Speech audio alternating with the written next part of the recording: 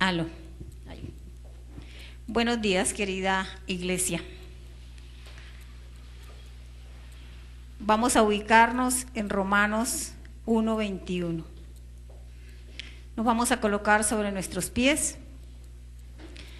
Señor, te damos gracias, amado Padre Celestial, por permitirnos en este día, Señor, conocer de tu palabra y de tu verdad, mi Dios.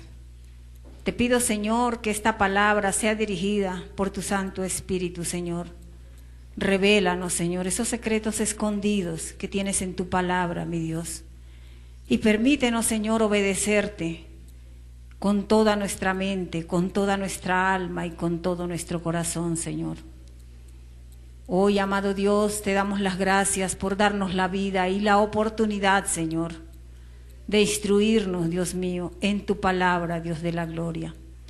Gracias, oh Padre bueno. Leemos tu palabra en Romanos 1:21 al 32.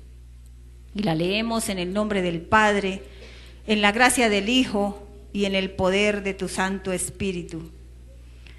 Pues habiendo conocido a Dios, no le glorificaron como a Dios ni le dieron gracias, sino que se envanecieron en sus razonamientos y su necio corazón fue entenebrecido. Profesando ser sabios, se hicieron necios y cambiaron la gloria del Dios incorruptible en semejanza de imagen de hombre corruptible, de aves, de cuadrúpedos y de reptiles. Por lo cual también Dios los entregó a la inmundicia en la concupiscencia de sus corazones, de modo que deshonraron entre sí sus propios cuerpos, ya que cambiaron la verdad de Dios por la mentira, honrando y dando culto a las criaturas antes que al Creador, el cual es bendito por los siglos. Amén. Por esto Dios los entregó a pasiones vergonzosas, pues aún sus mujeres cambiaron el uso natural por el que es contra naturaleza. Y de igual modo, también los hombres, dejando el uso natural de la mujer, se encendieron en sus lascivias unos con otros, cometiendo hechos vergonzosos, hombres con hombres, y recibiendo en sí mismos la retribución debida a su extravío.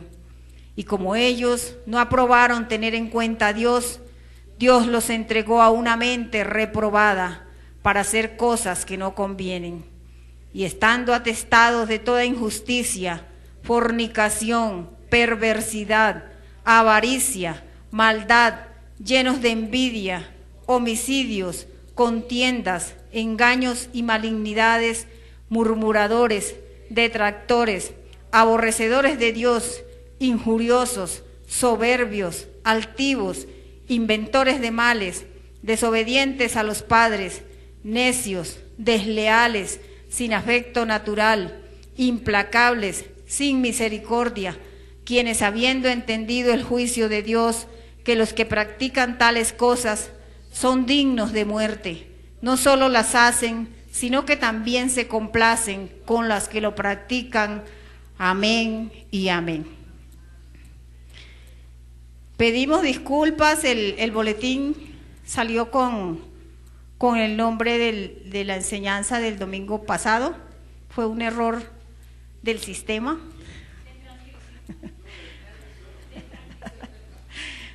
Fue un error del sistema.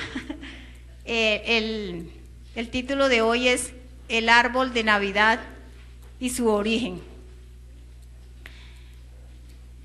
Vemos en Romanos, los que acabamos de leer, 1, 21 y 22, y vamos a rescatar allí el versículo 25. Dice que cambiaron la verdad de Dios por la mentira, honrando y dando culto a las criaturas antes que al Creador, el cual es bendito por los siglos. Amén. Para descubrir el origen del árbol de Navidad, nos vamos a remontar hasta el segundo y tercer milenio antes de Cristo.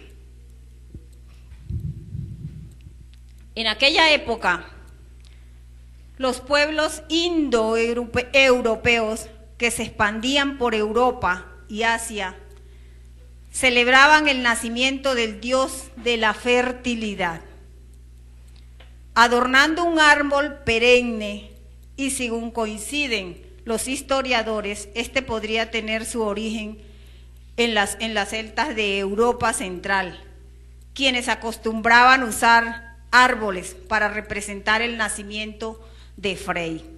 ¿Quién era Frey? Frey era el dios del sol y la fertilidad, y este iba adornado y era llamado el divino Yggdrasil. Divino Yggdrasil. Entonces vemos que eso se remonta. El árbol de Navidad no es de ayer, no es de antier, no es desde hace 100 años, es de hace de miles y miles de años. En Éxodo 24 al 5, todos lo conocemos en esta iglesia. Es el segundo mandamiento.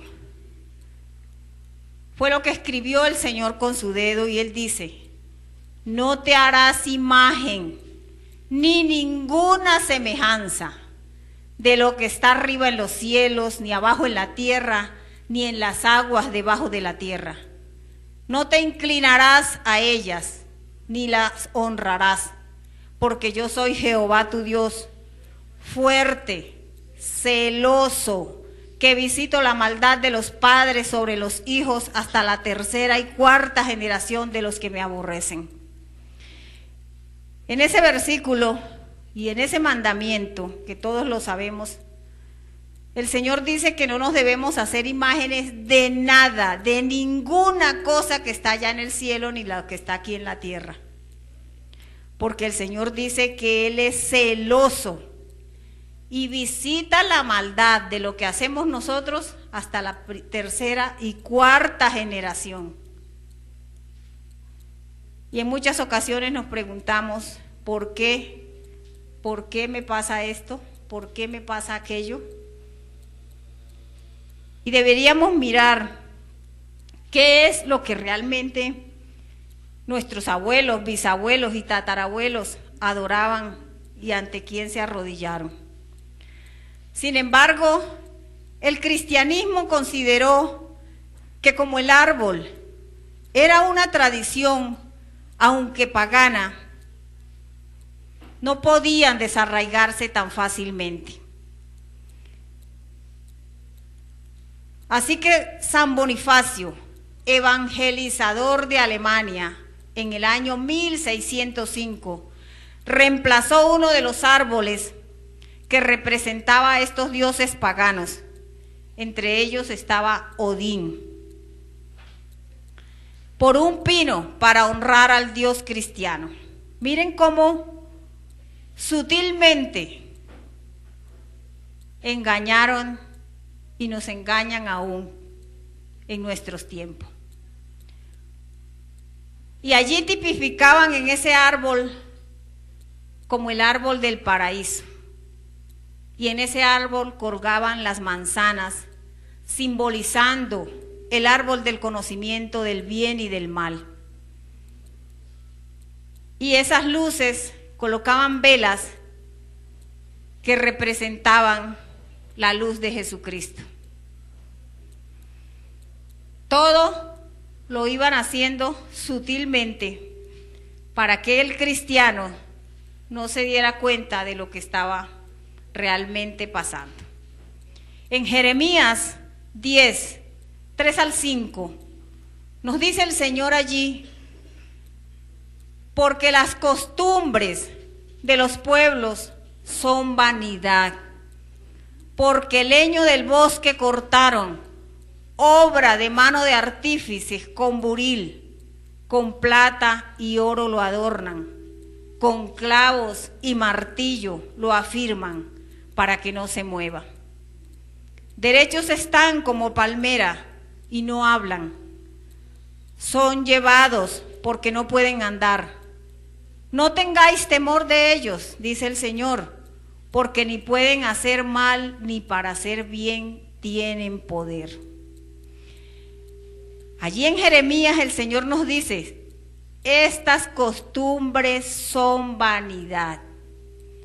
Ese árbol que colocamos no tiene ningún tipo de poder. No es que hay una tradición ahorita que si yo no lo coloco durante 7 años seguidos, entonces me vienen las maldiciones de no sé qué cosa. Que yo tengo que terminar esos 7 años colocando el árbol o colocando el pesebre o no sé qué otra cosa, porque si no, entonces nos llega la maldición de las 7 plagas. Aquí claramente lo dice el Señor, que no tienen ningún poder, ni para hacer bien, eso no te va a traer bendiciones, ni para hacer mal. Hoy día, tercamente se recuerda con el símbolo del árbol el nacimiento del Señor Jesús el 25 de diciembre, y se reemplazó a las manzanas por bolas de vidrio. En 1858, en el norte de Francia, cuando hubo una sequía que paralizó el crecimiento de las manzanas, entonces para reemplazarlas, porque no había cosecha, contrataron una fábrica para que hiciera bolas de vidrio, de colores, la roja, la blanca, la dorada, todas y cada una de estos colores tiene un significado. El rojo simbolizaba el pecado original, las blancas representan la pureza, las doradas representan las riquezas, las plateadas, prosperidad, las verdes, esperanza, y el azul, arrepentimiento y reconciliación. Fíjense ustedes cómo a través de esos colores que nosotros colocamos y que colocábamos allí en el árbol de Navidad, todo tiene un trasfondo. Deuteronomio 13 al 14 dice: perfecto serás delante de Jehová tu Dios, porque estas naciones que vas a heredar a agoreros y adivinos oyen, mas a ti no te ha permitido esto Jehová tu Dios. El Señor ya sabía, se lo dijo al pueblo de Israel, y todo esto se escribió en el Antiguo Testamento para ejemplo para nosotros los cristianos hoy en día. Perfecto serás delante de Jehová tu Dios. No podemos adorar a dos señores. No podemos estar en el mundo y estar con el Señor. Tenemos que escoger. O adoramos o servimos al mundo o servimos al Señor. Ahora miremos una cosa. Toda esta fiesta se hace en conmemoración del nacimiento de Jesucristo. Vamos a ver, porque el Señor no deja nada al aire. Vamos a ver si es cierto que el Señor Jesús nació el 25 de diciembre. La Escritura nos dice, allí en Lucas 1:36, el tiempo preciso en que Isabel quedó embarazada. ¿Cierto? He aquí, dice la palabra ahí en Lucas 1:36, tu parienta Elizabeth, ella también ha concebido hijo en su vejez. Y este es el 6º mes para ella, la que llamaban estéril. Entonces ustedes dirán, pero ¿cómo vamos a saber en qué mes era? Pudo haber sido enero, febrero, marzo, no sé, ¿cómo vamos a saber? Bueno, la misma palabra nos lo va a decir. Para saber en qué mes del calendario hebreo, aquí les traje, no sé si alcanzan a ver los que están allá del otro lado. Estos son los meses del calendario hebreo y estos son los meses del calendario gregoriano donde nosotros estamos. Entonces, en Lucas 1:5 dice la palabra, hubo en los días de Herodes, rey de Judea, un sacerdote llamado Zacarías, de la clase de Abías. Y ese nombre lo vamos a tener pendiente, de la clase de Abías. Entonces, Zacarías era de la clase de Abías. ¿Listo? Clase de Abías. Y dice la palabra que su mujer era de los hijos de Aarón y se llamaba Elizabeth. Y vamos a analizar específicamente la frase del grupo de Abías. ¿Por qué exactamente nos decían que Zacarías era del grupo de Abías? Pero ¿cómo vamos a saber en qué fecha oficiaba el sacerdote Zacarías, cierto? ¿Cuándo recibió el anuncio que su esposa Elizabeth tendría un hijo? El profeta David, antes, ya en su ancianidad, estableció de acuerdo a la cantidad de las casas paternas sacerdotales, descendientes del sacerdote Aarón y de sus hijos, Eleazar e Itamar, 24 turnos. Estableció 24 turnos. Solamente con los hijos de Aarón, recuerdan que él era de la tribu de Leví, que eran los únicos encargados de oficiar en el templo. Entonces, dice la palabra, allá en Primera de Crónicas 24:10, dice que la octava, cuando David repartía estos 24 turnos, dice que la octava semana era para los del grupo de Abías. ¿No se ve el azul? Qué pena con toda la gente. Bueno, entonces, el grupo de Abías le tocó el octavo turno, y este grupo era al que pertenecía el sacerdote Zacarías. ¿Hasta ahí me van entendiendo? ¿Sí? Bueno. Cada turno de estos 24 servía una semana cada 6 meses. ¿Y cuándo empezaban? Ellos empezaban el primer mes lunar hebreo.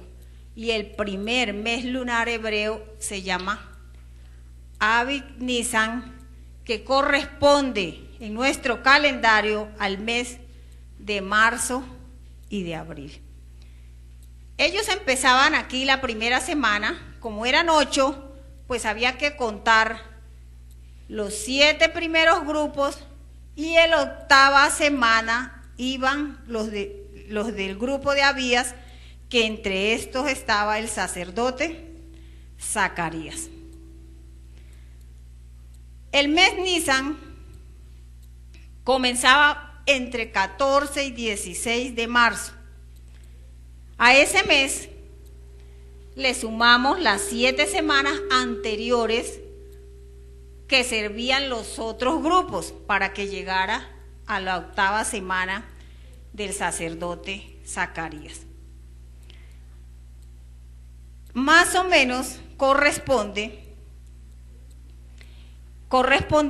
al mes de Sivan, acá, contando las semanas, porque ellos empezaban a mitad de este mes, se contaban 7 semanas de los grupos anteriores, y en la octava semana le correspondía al sacerdote Zacarías más o menos en el mes Sivan. Les correspondería entre el 6 y el 10 de mayo, fecha aparente, donde comenzaría su turno y concluiría su turno entre el 14 y el 17 de mayo. Los turnos en esa época comenzaban el sábado a las 6 y terminaban el siguiente sábado a las 6 después del Shabbat o Shabbat. En Lucas 1:13 vemos nosotros que allí el ángel le anuncia a Zacarías que su esposa tendría un hijo y llamaría su nombre Juan, ¿cierto? O sea que se lo anunció en el mes de Sivan. En Lucas 1:23 la palabra nos dice allí que cumplidos los días de su ministerio se fue a su casa, y en el 24 dice que después de aquellos días concibió su mujer Elizabeth. En Lucas 1:26 dice que cuando Elizabeth tenía 6 meses de embarazo, es decir, Si nosotros miramos, en este mes se le anunció y contamos 6 meses, 1, 2, 3, 4, 5 y 6, ¿cierto? En el mes de Kislev, que corresponde en el gregoriano, en el mes de noviembre y diciembre, se le aparece el ángel a la Virgen María. Y dice que se le apareció y le anunció a María que tendría un hijo y llamaría su nombre Jesús, ¿cierto? Y el versículo 31 de ese Lucas dice, ahora. No fue que le anunció a María y María se quedó esperando allí 3 días, 5 días. Dijo, ahora concebirás, le dijo el ángel, ahora. En el versículo 56 dice que María visita a Elizabeth y se quedó como 3 meses allí, ¿cierto? Entonces, si vamos aquí, donde estamos en los 6 meses, María se fue para donde Elizabeth y duró allá 3 meses. 1, 2 y 3. En el mes de Adar. Se supone que aquí a los 3 meses completó Elizabeth los 9 meses de embarazo y Juan el Bautista nace en este mes. En el gregoriano sería febrero, marzo.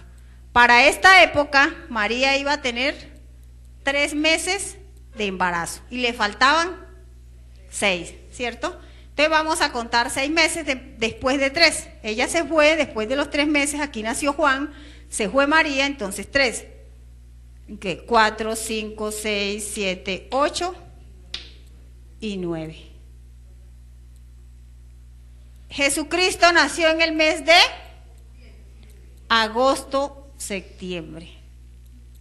¿Tiene algo que ver esta fecha con el 25 de diciembre? Nada que ver. Nada que ver. El año nuevo, según lo que establece el Señor en Éxodo 12:2, no sería diciembre, comienza en Abib Nisan. La palabra lo dice allí.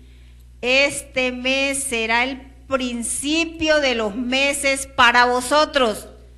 Será este el primero en los meses del año. ¿Tiene algo que ver con el 31 de diciembre? Nada que ver. El 25 de diciembre es un día que popularizó la Iglesia Católica entre el siglo III y IV. En el año 354 después de Cristo, el obispo romano Liberio ordenó que el 25 de diciembre se celebrara el nacimiento de Cristo. Simplemente el Papa, el obispo, quiso que para esa fecha se trasladase para no perder sus adeptos cristianos y sus adeptos que no eran cristianos. Entonces unió esas dos fiestas. Y dice aquí, hay muchas historias sobre esto, muchas historias.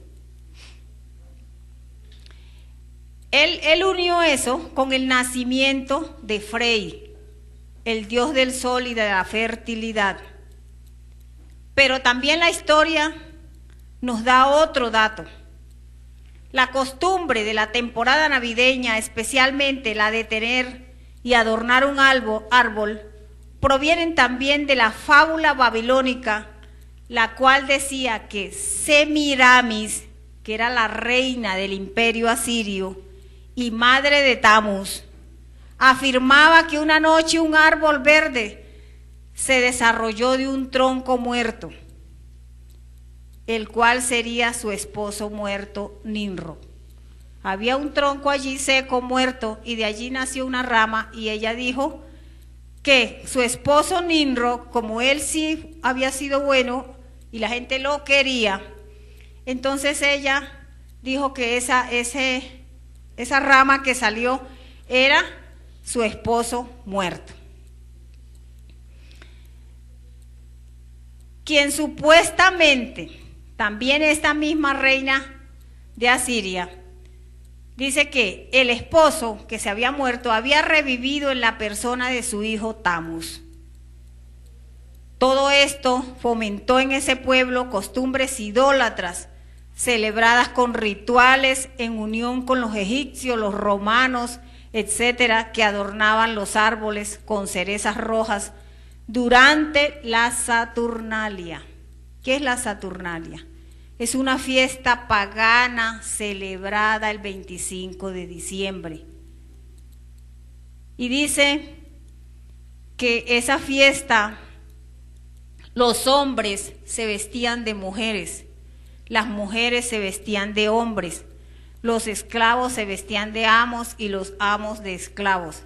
Era una fiesta totalmente pagana.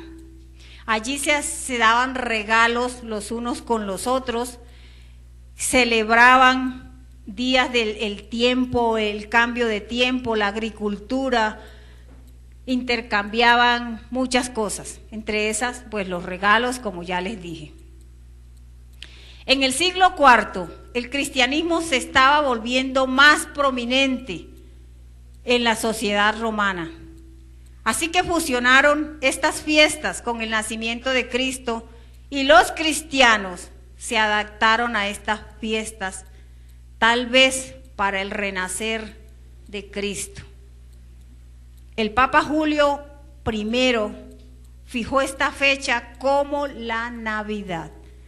Miren cómo sutilmente nos enredaron en una fiesta pagana y muchos de nosotros vivimos esas épocas de adornar árboles en nuestras casas.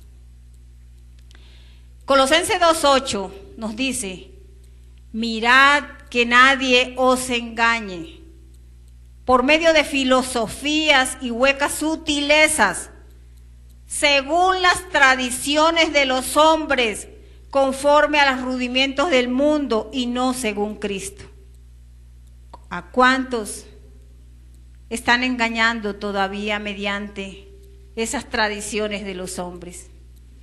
¿Cuánto dinero no gastan en diciembre trayendo un árbol de Navidad gigante y no sabemos lo que estamos trayendo para nuestros hijos, para esos niños que hacemos allí arrodillar debajo del árbol?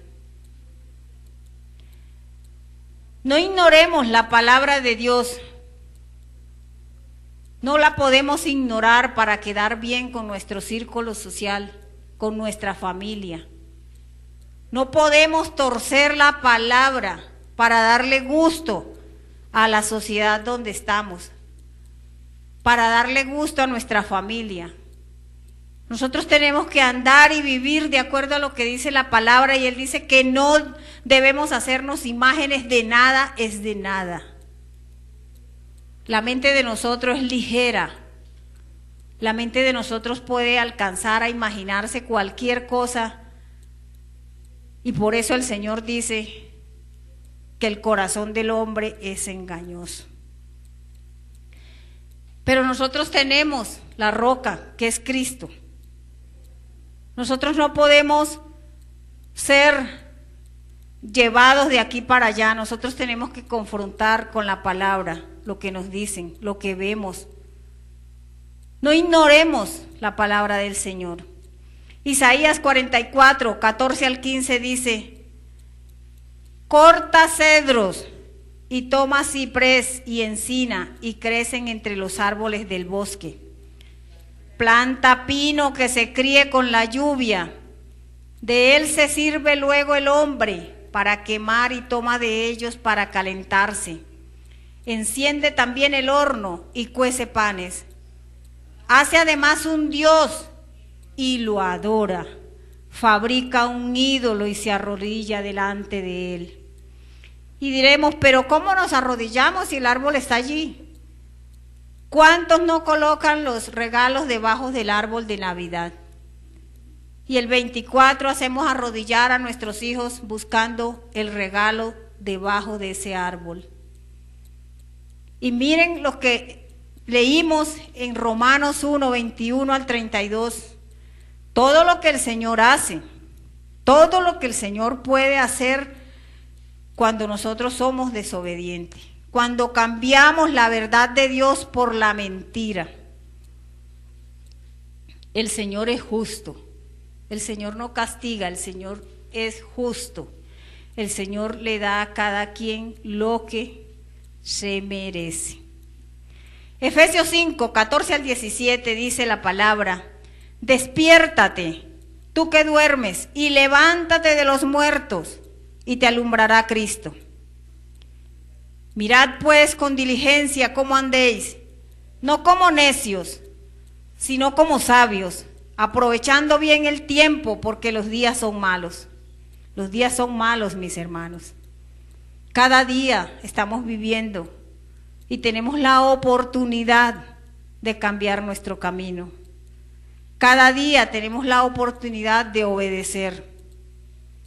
Dice la palabra: por tanto no seáis insensatos, sino entendidos de cuál sea la voluntad del Señor. Tenemos que entender que la voluntad de Dios es nuestra santificación. Esa es nuestra voluntad. Está escrita en 1 de Tesalonicenses 4:13. En 1 de Juan 2:15 el Señor dice: no améis al mundo, ni las cosas que están en el mundo.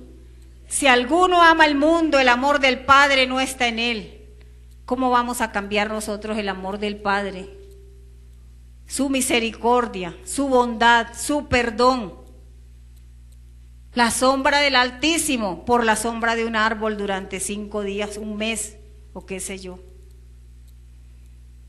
No amemos las cosas que están en el mundo, por muy bonitas que sean, por muy tradicional que sean en nuestro país. Apartémonos ahora que podamos. Jonás 2:8 dice: los que siguen vanidades ilusorias, sus misericordias abandonan. ¿Cómo abandonamos nosotros la misericordia de Dios por un árbol? Habacuc 2:18 dice la palabra: ¿de qué sirve la escultura que esculpió el que lo hizo? La estatua de fundición que enseña mentira, para que haciendo imágenes mudas confíe el hacedor en su obra. ¿De qué nos sirve? ¿De qué nos sirve ese árbol en la sala? ¿De qué nos sirve colgarle muñecos? No, yo no le voy a colgar bolas, le voy a colgar ositos, porque se ven más tiernos. Le voy a colgar renos. No, mejor moños, porque los moños no tienen nada que ver con eso. Manzanitas.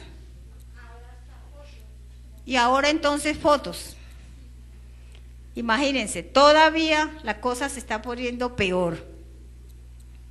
¿De qué sirve, dice el Señor? ¿De qué sirve todo eso que enseña mentira? Romanos 12:21 dice que no seamos vencidos de lo malo, sino vencer con el bien el mal. Nosotros tenemos que vencer es con el bien. Todas esas tradiciones, vamos a orar en nuestro hogar, vamos a compartir en familia. Eso no dice que no lo podemos hacer. Nosotros podemos compartir en familia y compartir también de vez en cuando la palabra en una de esas reuniones, aunque todos sean rebeldes, aunque a ninguno le guste. Llevemos, así sea la hora de la cena, y oremos con un versículo de la Biblia para todos. Podemos compartir, podemos tomarnos una copa de vino, pero de ahí a que nos emborrachemos, de ahí a que ya estemos intercambiando cosas que no son, ya eso es, hay una gran brecha. Recordemos que en Colosenses 3:6 dice la palabra que la ira de Dios viene sobre los hijos de desobediencia. Los hijos de desobediencia, los hijos que andan en idolatría, la ira de Dios viene. No creamos que es que el Señor es sordo, que es que el Señor se ocupó mirando allí a la hermana Yaque porque ella le está pidiendo en este momento y yo me voy a aprovechar. Sus ojos están en todo lugar viendo a los buenos y a los malos, a los justos y a los injustos. entonces la ira de Él viene sobre los hijos de desobediencia. Dios no es un Dios de confusión, Dios es un Dios de paz. Entonces, mis hermanos, espero que hoy les haya quedado claro que el Señor Jesús no nació el 24 de diciembre, ni el 25. Está en ustedes enseñarles a sus hijos, a sus nietos y a las generaciones futuras. Muchas gracias. Señor, te damos gracias, Padre Santo, por tu palabra y tu verdad, mi Dios. Gracias por hacernos entender, Señor Jesús, que tú eres un Dios celoso, Padre Santo, que tú visitas la maldad de los padres, Señor, sobre los hijos hasta la tercera y cuarta generación, Señor. Gracias porque hoy, Dios mío, nos enseñas, amado Dios, que no debemos, oh Santo de Israel, masificarnos con las fiestas culturales de nuestra nación y de los pueblos, Señor. Permítenos, Señor, vivir de acuerdo a tu palabra, a tu verdad. Ayúdanos a ser obedientes, Señor, aunque esta carne nos llame, Señor, a hacer otra cosa. Ayúdanos a ser obedientes, mi Dios. Permítenos cumplir tus mandamientos. Permítenos llevar, Señor, nuestros pensamientos cautivos a la obediencia de Cristo, mi Jesús. Porque tu palabra dice, Señor, que todo lo podemos en Cristo que nos fortalece, Señor. Y sabemos que si tú estás con nosotros, nadie estará en contra de nosotros, mi Jesús. Gracias, oh amado Rey. Dejamos a todos tus hijos, Señor, en tus manos. Sé tú llevándolos, Señor, a sus hogares.